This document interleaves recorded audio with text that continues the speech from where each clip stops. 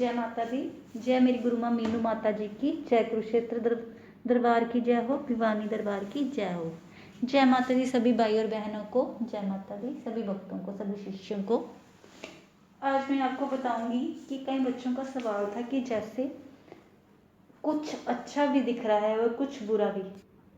जैसे कई ऐसे भक्त हैं, कई बच्चे हैं जिनके साथ संकट भी नजर आ रहा है और उन्हें माँ की शक्ति भी नजर आती है।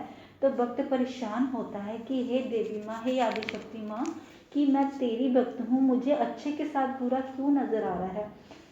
तब आपको ये समझना है कि आपका वो वक्त आ गया है, वो टाइम आ चुका है जिसमें महादेवी महामाई आपको रास्ते लगाएगी। उस रास्ते लगाएगी जहाँ पे आपको माँ काली के चरण तक पहुँचना है। और माँ को तब पता होता है, आप तब भगत का एक ही काम होता है।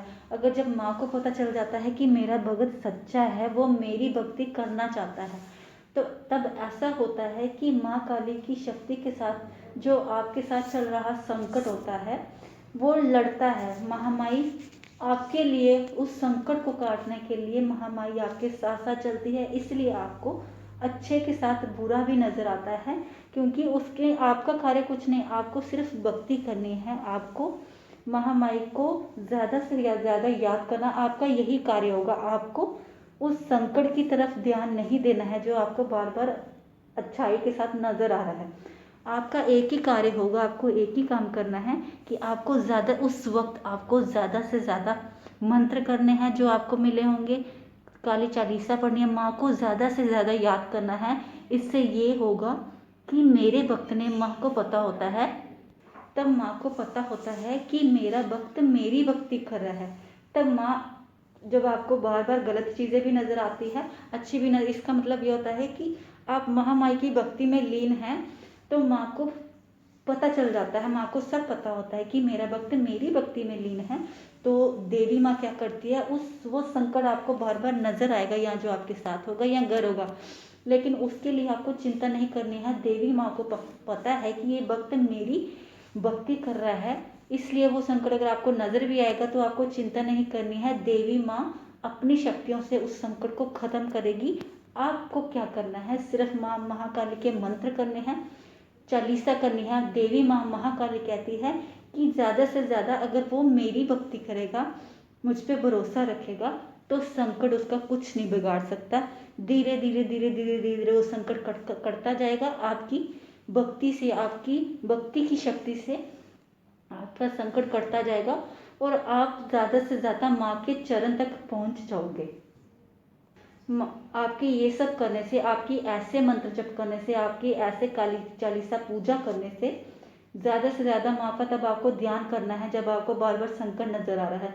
तो महाकाली आदिशक्ति जननी ऐसा करेगी, ये करती है कि आपके भरोसे पर, आपकी भक्ति के भरोसे पर महादेवी महाकाली ज़्यादा से ज़्यादा आपको शक्ति देगी अपने तरफ खींचने की।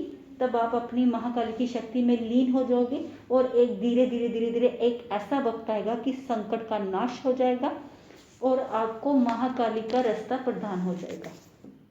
ऐसा तब होता है, ये शुरुआत की सीढ़ी होती है कि चाहे आप जैसे 9 सीढ़ी लगा लो, जो सबसे पहली सीढ़ी होती है कि जब आपको देवी माँ आपके साथ चल रही होती है, ये पहली सीढ़ी होती है जिसमें आपके साथ ऐसा होता है।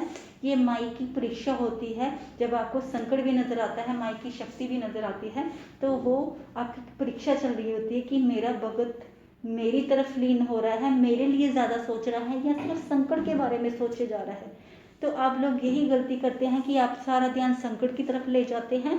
जो आपको भक्ति करनी होती है, जो आप मंत्र करना, तो आप छोड़ देते हैं, तो आप अपनी परीक्षा में सफल नहीं हो पाते। इसलिए मैं आपको बार बार ज़्यादा से ज़्यादा यही करी कि जब आपको ऐसी चीज़ें नजर भी आए, आपने सिर्फ मंत्र जप करने हैं, पूजा पाठ करने हैं। अगर आपके गुरु हैं तो गुरुओं का ध्यान करना है, उनका आदर करना है, जैसे महाकाली का आदर करते हो। गुरुओं की शक्ति से या महाकाली की शक्ति तक पहुंच पाओगे। आपको ऐसा करना है, संकट की तरफ आपको बिल्कुल ध्यान नहीं देना, आपको महामाई की तरफ ज़्यादा से ज़्यादा ध्यान देना है। महामाई की शक्ति से ही आपका संकट कट जाएगा। जय माता दी।